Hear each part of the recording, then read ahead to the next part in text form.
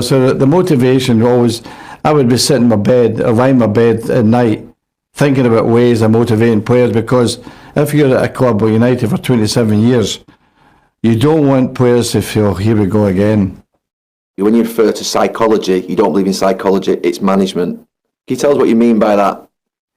Well, management, psychology, I've never considered that as part of my job, but the management thing is based on, I believe anyway, in communication, loyalty and trust.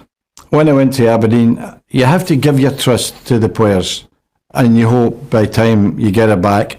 And I did exactly the same at United. But my communication was really important to me, recognise and value my staff. And I would never let anyone pass me in the corridor or in the dining room without saying good morning. I'd have a chat with them, whatever. I think that it's really important to, for instance, if you think back to our time there when we won the league or a cup or whatever, I had all the staff in the dining room on a Monday. It was their cup. If you value them and you give your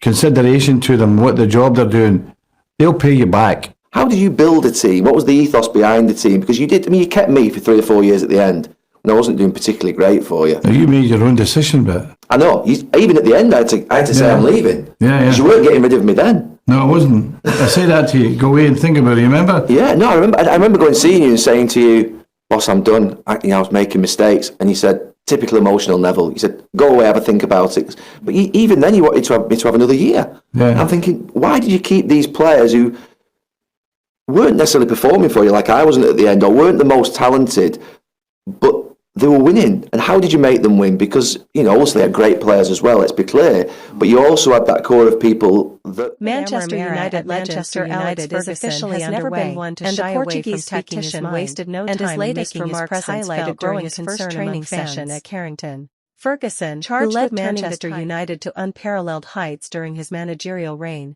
has expressed frustration over the apparent lack of motivation and drive in the current squad. In a candid interview, Ferguson noted that the standards of dedication, hunger, and mental toughness he instilled in his teams appear to be missing in today's players. "The fire I used to see in the eyes of my players seems to be missing," he lamented. For a club synonymous with success and resilience, these comments cut deep. Under Ferguson's leadership, Manchester United established itself as a footballing powerhouse. With 13 Premier League titles, 2 UEFA Champions League victories, and countless domestic trophies, his teams embodied relentless ambition and accountability. Key players like Roy Keane, Ryan Giggs, Paul Scholes, and Cristiano Ronaldo thrived in a culture that demanded excellence, not just from themselves, but from everyone around them. Ferguson questioned whether the current issues stem from the coaching staff's inability to inspire, or the players' lack of professionalism. His comments come at a time when Manchester United struggles to replicate the dominance of the Ferguson era, despite heavy investment in players and frequent managerial changes. The legendary manager emphasized the importance of fostering a culture that prioritizes motivation, discipline, and passion.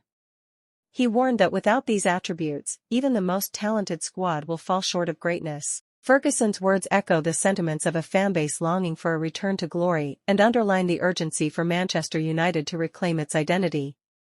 As the Red Devils navigate this challenging period, Ferguson's critique should serve as a wake-up call.